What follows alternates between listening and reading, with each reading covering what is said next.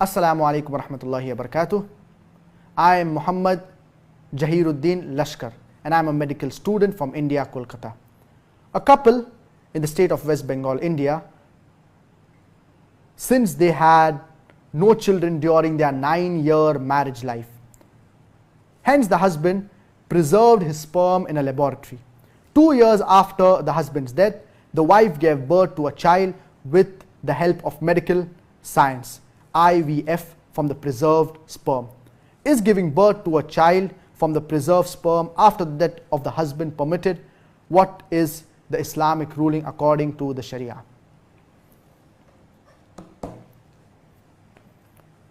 First, let us understand what is IVF.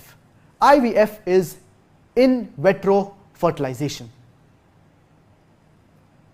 and it is basically wherein the sperm of the man is taken, it is kept along with the ovaries of the woman, which helps in fertilization,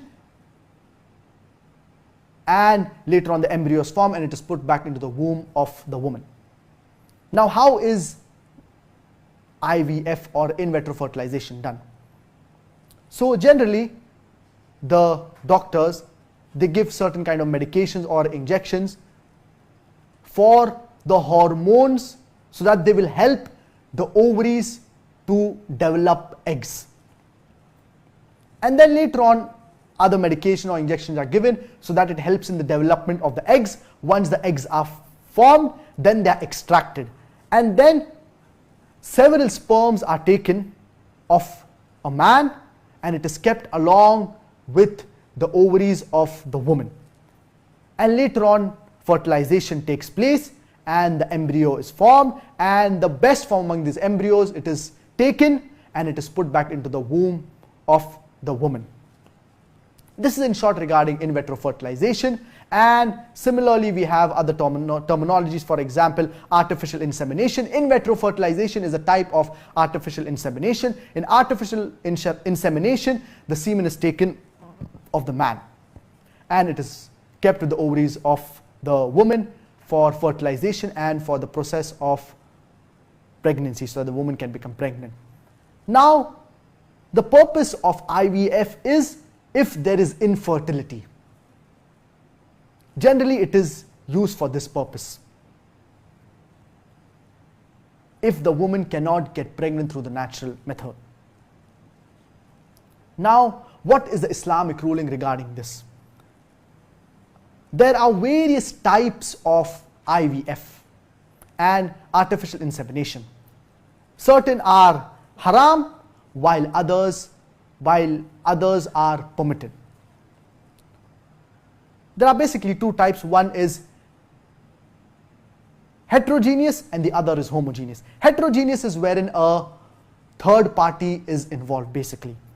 So, for example, the first type of the heterogeneous artificial insemination is wherein the wife goes to a sperm bank and takes the sperms of a random man who is not the husband of the wife, and then the sperms are kept with the ovaries and it helps in fertilization, and then after the embryo is formed, it is put back into the womb of the wife. This type of artificial insemination or IVF, it is not permitted in Islam. It is prohibited because the third party is involved. The second type is wherein the semen is used of the husband and the ovaries are used of another woman who is not the wife of the husband, and they are kept together, fertilization is done, and then the embryo is put back into the uterus or into the womb of the wife. Even this, it is prohibited, it is not permitted because third party is involved. From among the homogeneous types of artificial insemination is, the first type is wherein the sperm is taken of the husband, the ovaries are taken of the woman, they are kept together, fertilization is done, and then the embryo is put into the womb of another woman who is not the wife of the husband, which is called as surrogate mother. Even this, it is haram, it is prohibited. The second type of homogeneous artificial insemination is wherein the sperm is used of the husband and the ovaries are used of the wife. They are kept together, fertilization takes place, and the embryo is put back. After the formation of the embryo is put back into the womb of the wife. This is the type which is permitted, because only the husband and wife, they are involved and no third party is involved. So for IVF to be permitted, the sperm or the semen, it should be of the husband. The sperm should be of the husband, the ovaries should be of the wife, and after fertilization takes place, when the embryo is formed, it should be put back into the womb of the wife. No third party should be involved. And IVF or artificial insemination should only be used as a last resort. Unfortunately, people, when they do not have, or a couple, they do not have a child, maybe for a few months or maybe for 1 or 2 years, they resort to this. If there is a medical issue, or if there is infertility, or if, for example, the sperm of the husband is healthy and the ovaries of the wife are healthy, but there's a problem in the passage due to which the wife is unable to get pregnant. So in this situation, there is no problem if there is a medical issue and if other methods are not working. But generally, this should be avoided. A person should be content with the decree of Allah subhanahu wa ta'ala. Now, coming back to your question regarding preserving the sperm, and after the husband dies, using it, the wife using it for IVF, why would a person do such a thing? And the scholars, they say that you should use it then and there and you should not preserve it. And if such a thing is done, then the child that is born would be without a father.